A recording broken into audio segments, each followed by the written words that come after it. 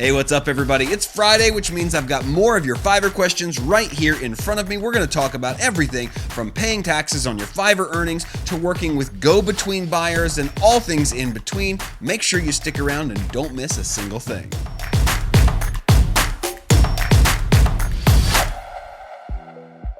That's right, today I'm getting caught up because a thing has entered my house. Something strange, something a little bit scary, something a little bit mysterious, something that goes by the name COVID. That's right, after about 2.5 years of avoiding it, maybe not quite 2.5, a little over 2 years avoiding COVID, my family has finally fallen prey to the virus, and my wife has gone down, so I've had a little bit more on my plate this week, and so been short on my videos. Thanks for sticking with me and coming back. If you're new to the channel, I do this every Friday where we talk about how to become one of the best sellers you can be on Fiverr.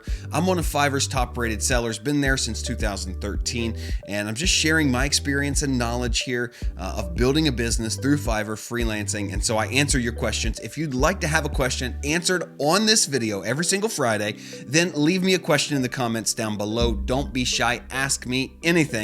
Hopefully I can get to your question. We'll jump right in this week with David Lambert's question. I thought this was great. He says, "Hey Joel, love the channel." Love that. Love you, David. Just started selling on Fiverr last September. Welcome. And I'm up to level 2. Now that it's the new year, 2022, I'm starting to think about taxes. That's good, David. He says, "Why is there no easy way to get a report on the fees and commissions Fiverr has collected in the previous year, as this is all tax deductible? Question mark.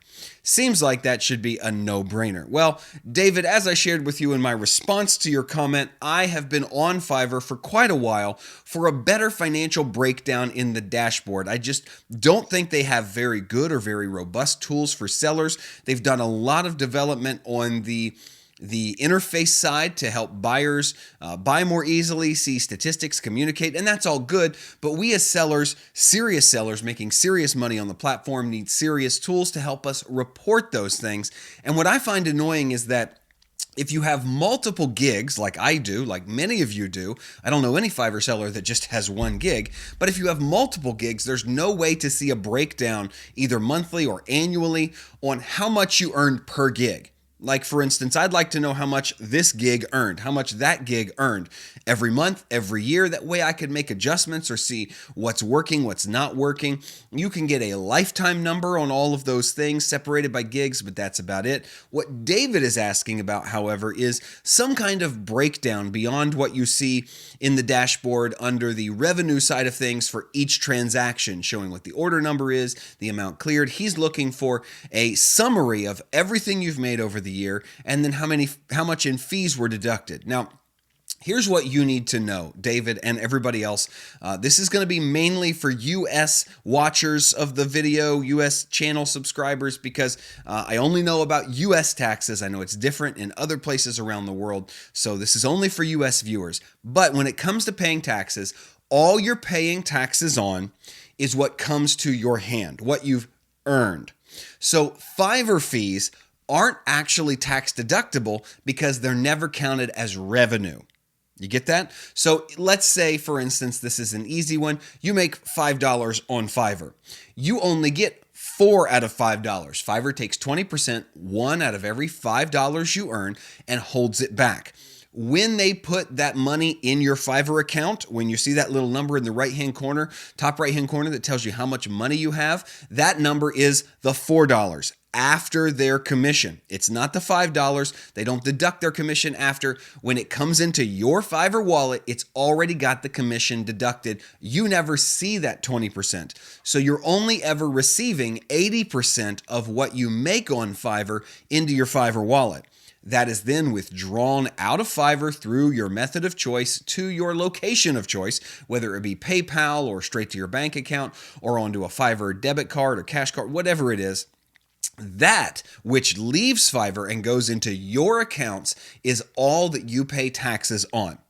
Everything else is deducted pre-earnings, meaning that Fiverr never gives you the 100% amount, the full amount, and then takes their commission. They take their commission and give you what's left over. It's actually much simpler that way because you don't have to worry about earning more and deducting things from it. You just worry about what Fiverr gave you and what you withdrew from Fiverr. It's not income for you until it leaves Fiverr, because while it's still in Fiverr, it's still fictitious money that doesn't even really exist. But once you take it into your possession, into an account or a card or whatever else you might bring it into, then it's taxable money. That's the number you would pay taxes on. That's the number you should be tracking. And you don't need to deduct any fees that Fiverr is taking unless you are actually paying for paid promotion. There would be a set of fees, or maybe you're paying for Seller Plus. That's probably tax deductible. It's an expense within the business. But again, a lot of those things are already deducted from your Fiverr wallet. So I don't write off any of those things. They're already pre-taken out, even though some of them, like the promotions and Seller Plus, are a little different than Fiverr's fees. They're still taken out of your revenue in most cases. I don't think there's a way to change that. So it would never even look like income minus a deducted fee from there. Hopefully that's clear as mud. Taxes are confusing, but you better get a handle on it. That ruins many a freelancer's business. So that's the answer, David. Hope it was helpful. Food for spiders. Gross. What is food for spiders? When I think about this, I think of like a spider rolling something up in a web. Yeah, it gives me the heebie-jeebies. Weirdest username ever. Food for spiders asks, my worst experience as a seller are with brick and mortar agencies who are outsourcing projects on the cheap, then downloading them from you, sending them to their clients who legitimately expect the value to match the 100x price tag they're actually paying. While I doubt someone's marking up your services 100x, and if they are, you're way too cheap, I get what you mean, food for spiders. I think that this is one of the most annoying parts of working on Fiverr, is that sometimes people, this is what we call white label your services, meaning that the client, the end client, believes that the agency, in this case, is doing the work. But the agency isn't doing the work in-house. They are outsourcing it to you, a freelancer on Fiverr. Now, a lot of times, this is not just because, and you shouldn't assume it's because they need something done on the cheap. Yes, there are people who are lazy and do this, but it's a lot of times because in my case, people come to me and say someone wants let's say a video from us, but we're a marketing agency. We don't have video creators in-house. We want to serve this client and not have to send them to somebody else. It'll slow down our process. So we're just going to handle it. Now, it can be annoying because a lot of times those clients come back and say, hey, the end client, the person we white labeled your services and sold this video or this audio or this whatever to, has these adjustments. And they act like they're just the go-between. Oh, I really like it, but the client doesn't like it. That's a really, really hard place to put you as the end creator because you're not communicating with the end buyer.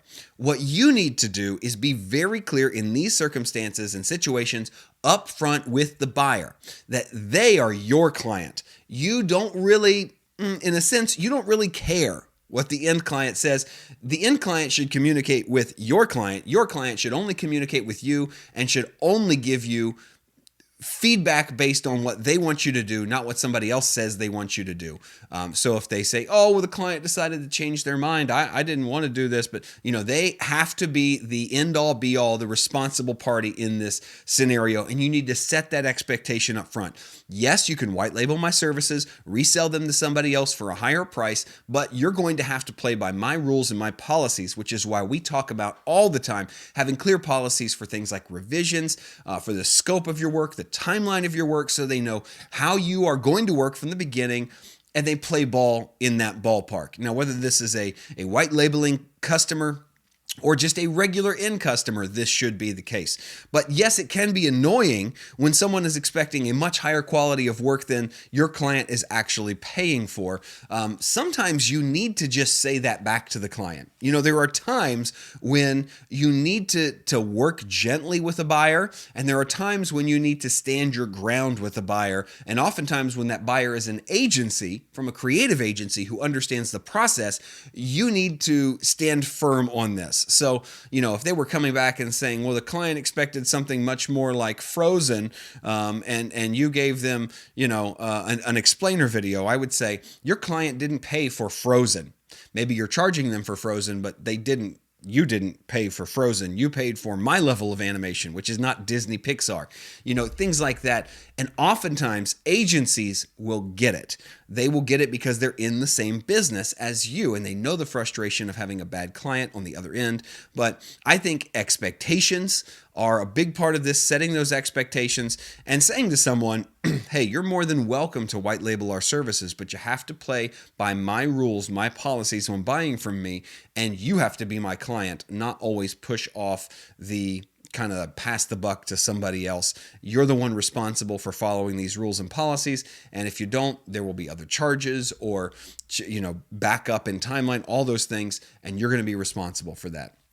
Just be clear, try to be kind, try to be patient, but stand your ground when you need to, because I think that agencies are some of my best clients.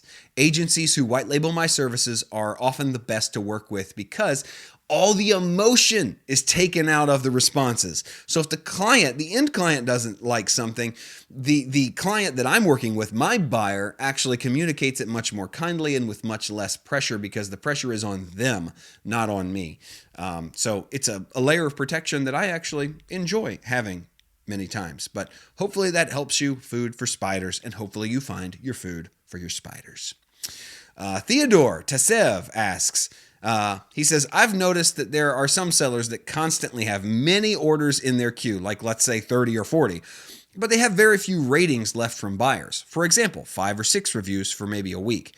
Why do you think that is? Thanks in advance for your response. Well, there could be several reasons for this. Number one, it could be that this is a new seller. Maybe this gig is new and they just don't have that many reviews built up.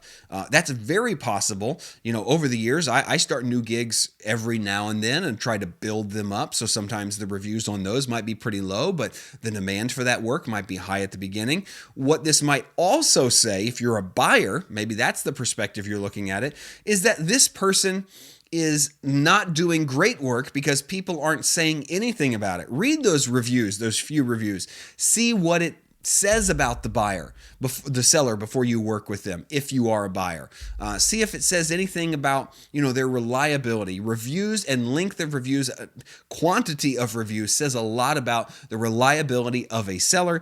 And very few reviews, no matter how many orders they have in their queue, could be an indication that people are not leaving happy enough to leave a review, but they're also not upset enough to leave a bad review. So you got to kind of balance those things out.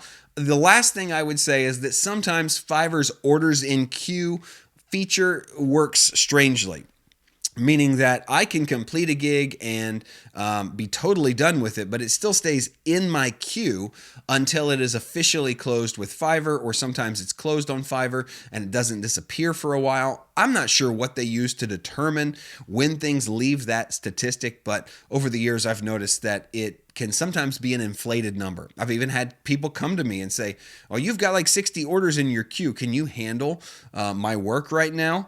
And the answer is, I don't really have 60 orders in my queue. I normally run with 30 to 50 projects. How could I have 60 in one gig? And it's because things were simply not dropping off of that number enough. So I would say there's a lot of things that contribute to that, but by and large, it's because Fiverr's metric for that, the way that when they take those gigs off of there, is a little funny sometimes.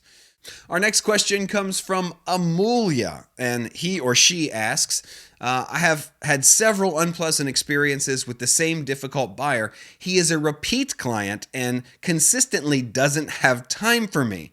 I don't understand this at all, but I feel you. This happens to me too. They say he pays really well and he uses my services all the time. However, he'll order and then hardly interact with me, and it really bothers me. How do you deal with this? So There are two sides to this coin, Amelia, the good and the bad, obviously. Most situations have two sides, good and bad. The good of this is that they aren't pestering you, and sometimes you could just go about your day, do your work, deliver it, and they probably won't even respond in the delivery, which means it'll close without them holding up a fight to ask for edits or anything like that. Sometimes that plays to your advantage, even though I would rather have an interactive buyer. Where it's really negative is when they don't give you enough details to get started, and this happens all the time. Why someone will place an order and then abandon it, not to come back and even check up to see, do you need anything? Did I give you enough? Just place an order for hundreds of dollars, and sometimes in our case, and then just disappear. I won't ever understand. But if this happens consistently, you need to come to the buyer the next time they place an order and say, look, happy to do work for you. I love working with you. Give them the positive side. Thank you for being a repeat buyer. But if we're going to do one more gig together, I need you to make this a priority. I'm constantly working harder than I need to be, running around, being late on things, stressing about my schedule because you won't respond. I need you to commit to responding to me in a timely fashion if we're going to work together. Ask them if they can do that. Be kind, be professional, but ask them, hey, can you do this for me? Because this is what I need in order to work for you in the future. If that doesn't work for you, if you don't have time for this, I'm happy to cancel this order. I think that's perfectly fair, that if they won't respond to you and you're not getting what you need, you can say, I'm happy to cancel, and you can go find someone else to do this for you. Be kind about it. But if you want to work with me, if this is beneficial for you, then please take the time to respond to the questions that I have for you. Give this more attention when you have an order open so that we can get things done. This is about me doing my best for you. This benefits you, not just me. So what do you say? Pose it to them like that. Be a human. Hopefully, they're a human in response. And if they aren't, then that reaction might tell you a lot about whether or not this is somebody you want to work with. I've actually had to tell people in the past, closed a project, they came back to talk about the next one, and we've said, you know what? We just weren't getting what we needed from you in order to do a great job, so we are going to politely decline the opportunity to work with you again. You just have to weigh out how you feel about how they're treating you. Is it enough disrespect for you to say, I don't really want to work with you? And if there is, you just need to say that politely, whether there's an active order or not. You just need to be honest with people, because at the end of the day, you attract and choose your own clients. And if you allow people to continue to be disrespectful to you, by not communicating, to just hang you out to dry and make life harder for you without saying anything, then you're choosing to allow that to continue. So be tactful, be professional, be kind, but again, stand your ground. I think this whole episode should be called Stand Your Ground When Someone Doesn't Pay Attention to You. That is too long of a title, but make sure that you are working with people that are giving you a mutual respect. And I think that is a huge thing on Fiverr. You'll run across some buyers that don't give anybody respect, but then others who are just wonderful to deal with. They're respectful and kind. They get it. They know how the world works. And even when things happen that they don't expect, they're easy to work through issues with. Obviously, someone who doesn't communicate well is going to be hard to work with, whether there's a problem or everything goes perfectly. So you just have to decide, how much of this can I tolerate and handle, and then go accordingly. And don't feel sorry for whatever you choose to do. Choose to do it, move forward, be happy with it, and be satisfied with what you chose to do. Hey, thanks so much for watching this video. Like always, if you have a question for next week, put it in the comments down below. I'll take a look at it. I'd love to answer your question, get to know you, have a conversation with you. That's what this is all about, helping you become the best Fiverr seller you can possibly be. So again, my name is Joel. This is Fiverr Talks. Thanks for watching, and until next time, keep doing, because the future favors the doers.